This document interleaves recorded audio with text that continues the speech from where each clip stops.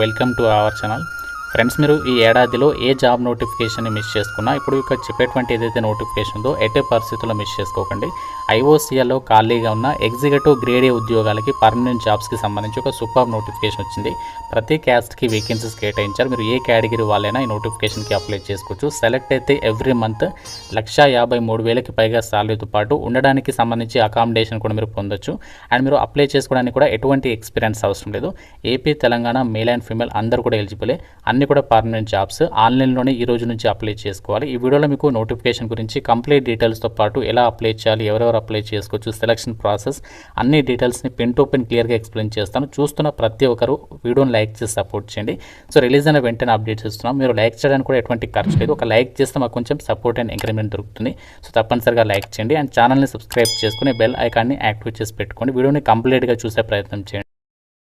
Notification డీటెయిల్స్లోకి వెళ్ళినట్లయితే ఒక ఐఓసీఎల్ నుంచి రిలీజ్ అయినటువంటి ఈ జాబ్స్కి సంబంధించి మనకి కాంపిటీషన్ అనేది చాలా తక్కువ అయితే ఉంటుంది. ఎందుకో కూడా వీడియో ఎండింగ్లో చెప్తాను, మీరు వీడియో కంప్లీట్గా చూస్తే అర్థమవుతుంది అనమాట.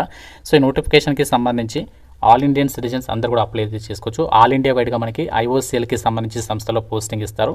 అండ్ ఈ జాబ్స్కి సంబంధించి సెలెక్ట్ అయిన వాళ్ళకి గ్రేడ్ ఏ ఆఫీసర్ ఉద్యోగాలకైతే మీకు అప్రాక్సిమేట్ సిటీస్ ఇక్కడ చూడండి, మీకు బేసిక్ పే 50,000 ఉంటుంది. దీంతోపాటు డిఆర్ఎన్ఎస్ అలవెన్సెస్ అండ్ అంతేకాకుండా సబ్సిడైజ్డ్ హౌసింగ్ అకామిడేషన్ సంస్థ వాళ్ళు మీకు ఉండడానికి హౌస్ ఇస్తారు, లేదంటే హెచ్ఆర్ఏ ప్రొవైడ్ చేస్తారు. ఇంకా మీకు medical facilities, gratuity, insurance scheme, group personal accident insurance scheme, provident fund, ఇలా చాలా బెనిఫిట్స్ ఉంటాయి.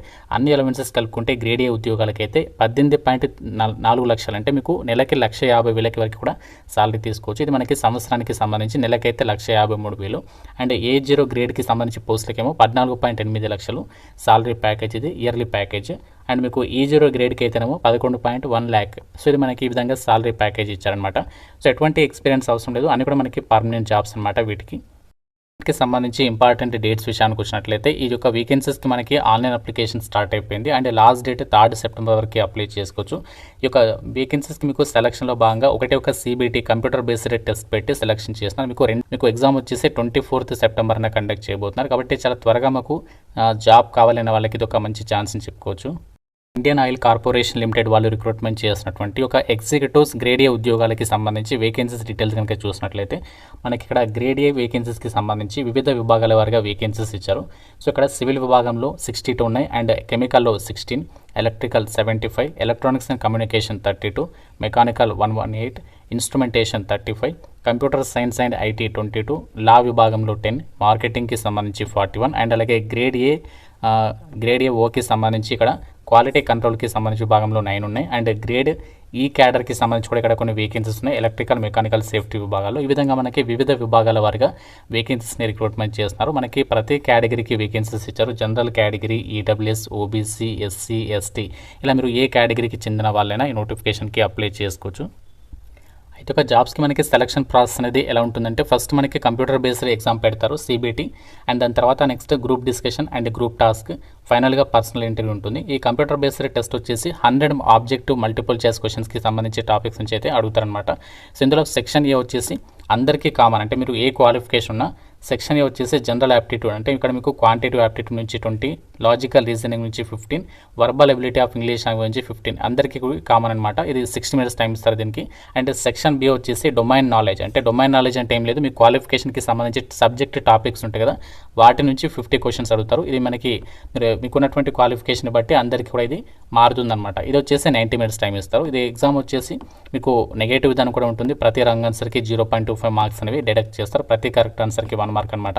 ఎగ్జామినేషన్ సెంటర్స్ వచ్చేసి 2 తెలుగు రాష్ట్రాల వాళ్ళకి, మనకి ఏపీ వాళ్ళకైతే గుంటూరు, రాజమండ్రి, ఇంకా ఇక్కడ విశాఖపట్నం, విజయనగరం, తెలంగాణ వాళ్ళకి వచ్చేసి వరంగల్, హైదరాబాద్లో కండక్ట్ అనేది చేయబోతున్నారు.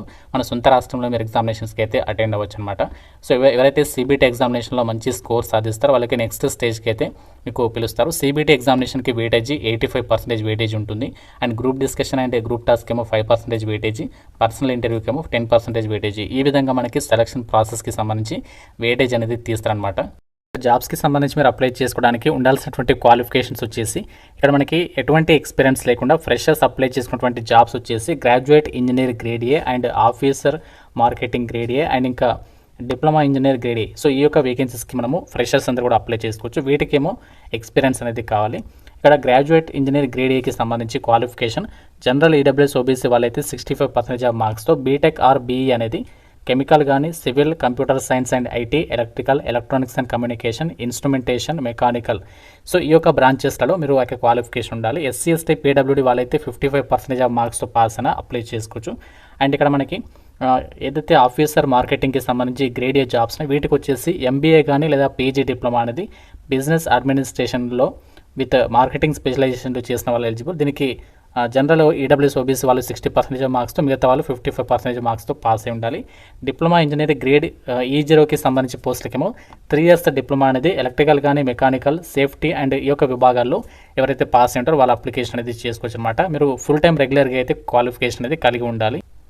అయితే ఒక జాబ్స్కి సంబంధించి మీరు అప్లై చేసుకోవాలి అంటే మీకు ఎంత ఏజ్ ఉండాలి అంటే 1 July 2026 కల్లా మనకి ఇక్కడ పోస్టుల వారిగా ఏజ్ లిమిట్ అనేది ఇచ్చారు.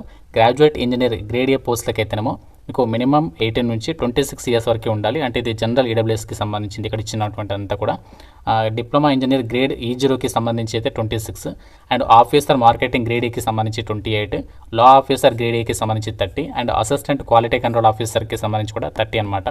సో ఇది మనకి ఇక్కడ ఇచ్చినటువంటి ఏజ్ లిమిట్. దీంతో పాటు మీకు క్యాస్ట్ వరకు ఏజ్ రిలాక్సేషన్స్ ఉంటాయి. ఓబీసీ వాళ్ళకి +3 years అండ్ ఎస్సీ ఎస్టీ వాళ్ళకి +5 years. ఈ విధంగా మీకు ఏజ్ రిలాక్సేషన్స్ కూడా అప్లికేబుల్ అవుతాయని చెప్పేసి ఇచ్చారు. అండ్ మీకు పీడబ్ల్యూడీ వాళ్ళైతే 10 years ఏజ్ రిలాక్సేషన్ అనేది ఉంటుంది. జాబ్స్కి మనకి కాంపిటీషన్ అనేది ఎందుకు తక్కువగా ఉంటుందంటే మీరు ఇక జాబ్స్కి సెలెక్ట్ అయిన తర్వాత సర్వీస్ అగ్రిమెంట్ బాండ్ పైన మీరు సైన్ పెట్టాల్సి ఉంటుందన్నమాట. అంటే మీరు ఈ సంస్థకి సెలెక్ట్ అయిన తర్వాత అట్లీస్ట్ మినిమం 3 years సర్వీస్ చేస్తాము అన్నట్లుగా ఆ బాండ్ పైన సైన్ పెట్టాలి.